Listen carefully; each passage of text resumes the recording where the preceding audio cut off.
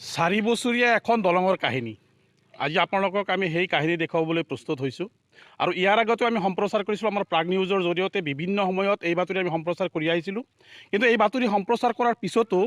আজিলৈকে সংশ্লিষ্ট বিভাগটোৱে আৰু সংশ্লিষ্ট ঠিকাদাৰজনে কোনো কাণসাৰ নিদিলে বিভিন্ন অভিযোগ প্ৰতি অভিযোগ বিভিন্ন দল সংগঠনে ইয়াৰ প্ৰতিবাদ কৰিছে আৰু ইয়াতে বিভিন্ন সময়ত ইয়াত যিখিনি পানী জমা হয় এই পানী জমা হোৱাৰ কাৰণে স্কুলীয়া ছাত্ৰ ছাত্ৰী তথা ইয়াৰ যি জনসাধাৰণ আছে তেওঁলোকে বহুত জীয়াতু ভুগিবলগীয়া হৈছে কিন্তু কিয় এই দলংখন হৈ উঠা নাই তাৰ বাবে আমি আজি ইয়াত উপস্থিত হৈছোঁ আমি সবিশেষ আপোনালোকক জনাম তাৰ আগতে মই এটা কাহিনী আপোনালোকক কৈছোঁ যে ইয়াৰ আগতে আমি সম্প্ৰচাৰ কৰিছিলোঁ আৰু কিছুমান কথা আমি ইতিমধ্যে জানিছিলোঁ যে এই দলংখনৰ যিখিনি আবণ্টিত ধন এই ধনখিনিৰ ৯৫% ইতিমধ্যে সংশ্লিষ্ট ঠিকাদাৰজনে তুলি লোৱাৰ এটা অভিযোগ আমি পাইছোঁ আৰু সেই অভিযোগ সম্পৰ্কে আমি ইয়াত আহি উপস্থিত হৈছোঁ যে আমি ইয়াৰ যিবিলাক ৰাইজ আছে যিবিলাক ভুক্তভোগী ৰাইজ তেওঁলোকৰ পৰা আমি কিছু কথা জানিম যে আচলতে দলংখন কিমান দিন আগতে ষ্টাৰ্ট হৈছিল আৰু কিয় দলংখন নহ'ল আৰু ইয়াৰ অন্তৰ্নিহিত কাৰণ কি হ'ব পাৰে গতিকে আমাৰ লগত আপোনালোকে নিশ্চয় চাইছে আমাৰ লগত বহু সংখ্যক ৰাইজ আজি ইয়াত উপস্থিত হৈছে আৰু তেওঁলোকৰ পৰা আমি পোনতেই জানিম যে এই দলংখন হৈ নুঠাৰ কাৰণটো কি দাদা আপুনি অলপ আগুৱাই আহিব মই আপোনাক সুধিছোঁ যে এই দলংখন যে ইমান দিন হোৱা নাই আচলতে দলংখনলৈ কি ঘটনা সংঘটিত হৈছে আপুনি ক'ব নেকি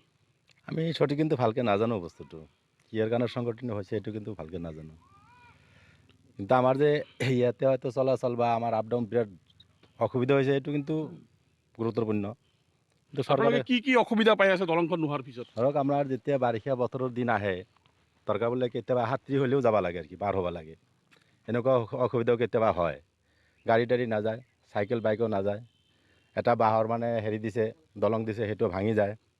বিৰাট এটা অসুবিধা হৈছে আৰু কি আমাৰ এই বস্তুটোৰ কাৰণে হাগ্ৰামা মহিলালীৰ আমোলতে এই দলংখন ইয়াতে নিৰ্মীয়মান অৱস্থাত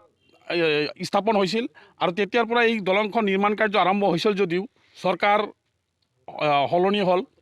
হাগ্ৰামাৰ পৰিৱৰ্তে বৰ্তমান BTDৰ চিফ প্ৰমোদ বৰা হ'ল কিন্তু দলংখন হৈ নুঠিল আৰু আমি ইয়াৰ ৰাইজৰ পৰা এটা বস্তু আমি গম পাইছোঁ যে যিজন ইয়াৰ ঠিকাদাৰ তেওঁ UPPL দলৰ পৰা তেওঁ নিৰ্বাচনতো অৱতীৰ্ণ হৈছিল গতিকে সেই ঠিকাদাৰজনৰ বিৰুদ্ধে আমাৰ প্ৰমোদ বৰা ডাঙৰীয়াই কি ব্যৱস্থা গ্ৰহণ কৰিব সেইটো আমাৰ এটা সন্দেহ এটা হৈ আছে গতিকে আমি এই বিষয়ে আৰু সবিশেষ জানিবৰ বাবে আমাৰ স্থানীয় যুৱক এজন আছে আমি তেওঁৰ পৰা জানিম আচলতে এই দলংখনক লৈ কি লৰা ধেমালি আৰম্ভ হৈছে আচলতে সঁচা কথা ক'বলৈ গ'লে এই দলংখনৰ যিজন ঠিকাদাৰ এই ঠিকাদাৰজনৰ লগত BTC চৰকাৰৰ কমপ্লিট জড়িত হৈ আছে এই অকল আমাৰ এইখন দলঙেই নহয় BTCত বিভিন্ন অঞ্চলত বিভিন্ন দলঙৰ কাম মনোৰঞ্জন ব্ৰহ্ম নামৰ ঠিকাদাৰজনে আধৰুৱা কৰি ৰাখিছে আৰু বহু দলঙৰ ইতিমধ্যে 95% পইচা তেখেতে উঠাইছে আৰু যোৱা বিধানসভা নিৰ্বাচনত পশ্চিম কোকৰাঝাৰ সমষ্টিৰ পৰা ইলেকশ্যন খেলিছিলে UPPL দলৰ পৰা সেই হিচাপে আমি সন্দেহ ব্যক্ত কৰিছোঁ এই টকাবিলাক আত্মসাৎ কৰি এই ইলেকশ্যনৰ নামত খৰচ কৰিছে আৰু প্ৰমোদ বৰা ডাঙৰীয়াই নিজে এই টকা আত্মসাতৰ লগত জড়িত আছে কাৰণেই এই ঠিকাদাৰজনৰ ওপৰত বিহিত ব্যৱস্থা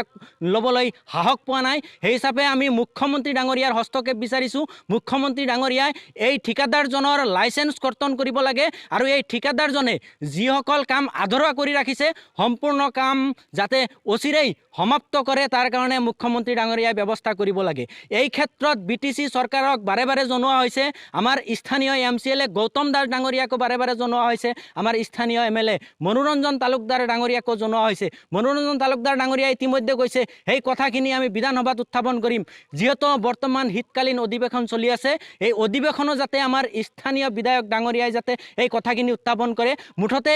ক'ব লাগিব এই খাৰিজাবিনী অঞ্চলৰ বৃহত্তৰ এলেকা এই এলেকাটো আচলতে কৃষি প্ৰধান অঞ্চল এই অঞ্চলৰ ভিতৰত বহুত স্কুলীয়া ছাত্ৰ ছাত্ৰী আছে এই স্কুলীয়া ছাত্ৰ ছাত্ৰী কলেজৰ ছাত্ৰ ছাত্ৰীসকলে যাব লাগে আৰু এই আটাইতকৈ ডাঙৰ কথা হৈছে কি এই আজিৰ যুগতো যে এইখন অঞ্চলত এতিয়ালৈকে এটা এম্বুলেন্স সোমোৱাৰ কোনো ৰাস্তা নাই এম্বুলেন্স আচলতে আহিব গ'লে বহুত ভিতৰেদি ঘূৰি আহিব লাগে এই কিছুদিন আগতে এম্বুলেন্স এটা আহিছিলে ইয়াতে পানীৰ মাজত ফাঁচি গৈছিলে ট্ৰেক্টৰেদি টানি টানি এম্বুলেন্সখন উঠাই দিয়া হৈছিল বহুত ৰোগী ৰাস্তাত মৃত্যু হ'ব লগা পৰিৱেশৰ সৃষ্টি হৈছে চব্জিৰ গাড়ী ফাঁচি যোৱাৰ হেৰি হৈছে আৰু চব্জিবিলাকো ইয়াৰ পৰা যিহেতু বৰপেটা ৰোড বাণিজ্য নগৰী বৰপেটা ৰোডত আমি লৈ যাব লাগে এই অঞ্চলৰ কৃষকসকলে উচিত মূল্য পোৱা নাই এই যাতায়াতৰ যি দুৰৱস্থা এই যাতায়াতৰ কাৰণে এই চব্জিবিলাক এইবিলাক বৰপেটালৈ নিয়াৰ ক্ষেত্ৰত বহুত টকা ভৰিব লাগে। সেই হিচাপে আমি দাবী জনাইছোঁ, পুনৰবাৰ কৈছোঁ, BTC চৰকাৰক কৈছোঁ, BTC চৰকাৰে নিজে তদন্ত কৰিব লাগে, তদন্ত কৰি এই ঠিকাদাৰজনৰ ওপৰত বিহিত ব্যৱস্থা ল'ব লাগে। আৰু আমি তথ্য পাতি গোটাই আছোঁ, এই তথ্য পাতিসমূহ সংগ্ৰহ কৰি এই ঠিকাদাৰজনৰ বিৰুদ্ধে আমি অচিৰেই FIR দাখিল কৰিম আৰু আইনৰ মাধ্যমত এই ঠিকাদাৰজনক নাকি লগোৱাৰ ব্যৱস্থা আমি কৰিম।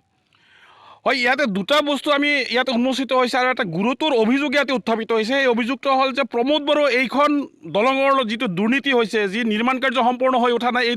প্ৰমোদ আৰু এটা কথা উত্থাপিত হৈছে যে ইয়াৰ এই যাতায়াত ব্যৱস্থাৰ যি শোচনীয় অৱস্থা, এই শোচনীয় অৱস্থাৰ ফলত আমাৰ যি কৃষি প্ৰধান অঞ্চল, যি কৃষিজাত যি সামগ্ৰী, সেই সামগ্ৰীসমূহ বজাৰলৈ নিওঁতে আমাৰ বহুত অসুবিধা হৈছে। গতিকে ইয়াৰ এটা বিহিত ব্যৱস্থা তেওঁলোকে দাবী কৰিছে আৰু তেওঁলোকে কৈছে যে প্ৰয়োজনত তেওঁলোকে আইনগত এটা ব্যৱস্থা ল'ব। আমাৰ লগত আৰু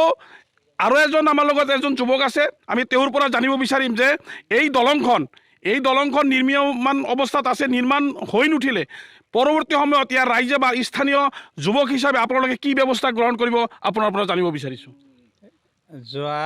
4 বছৰ ধৰি এই দলংখন নিৰ্মাণ কৰিছে, এতিয়ালৈকে আমাৰ দলংখন ক্লিয়াৰ হোৱা নাই। আমাৰ বহুত এই খাৰিজাবিজ অঞ্চলত বহুত ৰাইজৰ অসুবিধা হৈছে, ছাত্ৰ ছাত্ৰী স্কুলত যোৱা অসুবিধা হৈছে। আৰু ইটো যিটো বৰপেটা ৰোড যোৱা, ইটোৱে আমাৰ পথ। এই পথেদি আমি খোজকাঢ়ি এই দলংখন দি যাব নোৱাৰি। বাৰিষা আহিলে বাৰিষাৰ নাৱেদি পাৰ হ'ব লাগে, এনেকুৱা আমাৰ অসুবিধা হৈছে। হয়, যদি পথ নাথাকে সেইখন অঞ্চলৰ বা সেইখন দেশৰ কোনো উন্নতি নহয়, এইটো সকলোৱে জানে। যাতায়াত ব্যৱস্থাই মূল। গতিকে আমাৰ এই প্ৰতিবেদন প্ৰকাশ হোৱাৰ পিছত বৰ্তমান যি শীতকালীন অধিৱেশন চলি আছে, আমাৰ বিধায়কজনে আমাকো কথা দিছিল যে শীতকালীন অধিৱেশনত এই বিষয়ে তেওঁলোকে বিধানসভাত উত্থাপন কৰিব আৰু এটা স্থায়ী সমাধানৰ তেওঁ এটা বিকল্প ব্যৱস্থা ল'ব। তাৰ লগতে